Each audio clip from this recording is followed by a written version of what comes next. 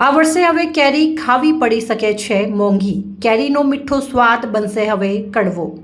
આ વર્ષે કેરી ખાવી મોંઘી પડી શકે તેમ છે। ગત વર્ષની સરખામણીએ આ વર્ષે કેરીની આવક ઓછી થઈ હોવાથી કેરીના ભાવમાં ધરખમ વધારો થવા પામ્યો છે, જેને કારણે કેરીનો મીઠો સ્વાદ હવે કડવો બની શકે તેમ છે।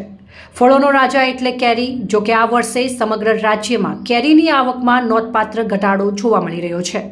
કચ્છ અને સૌરાષ્ટ્રમાં વિપર્જોય વાવાઝોડાને કારણે કેરીનો મોટાભાગનો ફળ ખરી જતા કેરીનો પાક ઓછો ઉતર્યો છે, જેમાં પણ કચ્છ અને સૌરાષ્ટ્રમાંથી આવતી વિખ્યાત કેસર અને બદામના પાકને આ વર્ષે વાવાઝોડાએ વ્યાપક અસર કરી છે, તો બીજી તરફ તમિલનાડુ તરફથી આવતી રત્નાગીરી અને સુંદરી કેરીનો પાક પણ વરસાદને કારણે બગડી જતા આવક ઘટવા પામી છે। આમ ચાલુ વર્ષે કેરીની આવક ઘટવા સાથે ભાવમાં અસહ્ય વધારો જોવા મળી રહ્યો છે, જેને કારણે આ વર્ષે કેરીના ભાવોમાં બમણો વધારો જોવા મળી રહ્યો છે। અને ભાવોની વાત કરીએ તો રત્નાગીરી કેરી 1 ડઝનના 900 રૂપિયા બોલાઈ રહ્યા છે, તો કેસર કેરી 350 રૂપિયા પ્રતિ કિલોના ભાવે વેચાઈ રહી છે, તેમજ બદામ કેરીના ભાવ પ્રતિ કિલો 150 થી 170 વચ્ચે બોલાઈ રહ્યા છે, તો સુંદરી કેરીના ભાવ પણ પ્રતિ કિલો 170 થી 200 સુધીના જોવા મળ્યા છે। આમ ગત વર્ષની સરખામણીએ આ વર્ષે કેરીના ભાવોમાં 3 ગણો વધારો જોવા મળ્યો છે।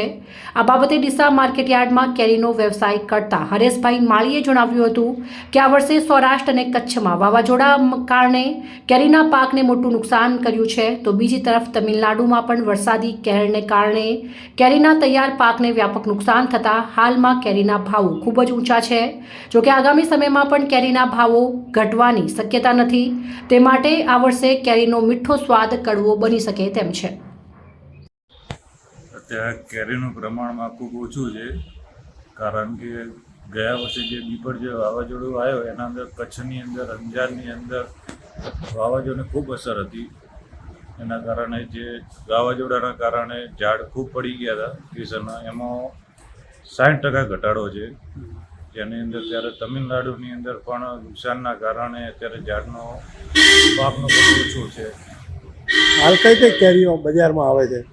અત્યારે તો કેસર છે એમાં ખૂબ ઓછો પ્રમાણ છે, અને બદામ કેરી છે, સુંદરી છે, હાપુસ છે, રત્નાગીરી હાપુસ આવે છે, એમાં પણ ભાવ થોડો ટાઈટ છે। શું લાગે ભાવ આગળના દિવસોમાં ઘટશે ખરી કે આગળના દિવસોમાં ભાવ થોડોક ઓછો થશે એવું નથી, પણ બજાર ટાઈટ રહેશે। એમાં આવક ઓછી છે? આવક ઓછી છે। ઓકે, શું નામ આપનું? હરેશભાઈ માળી। ઓકે।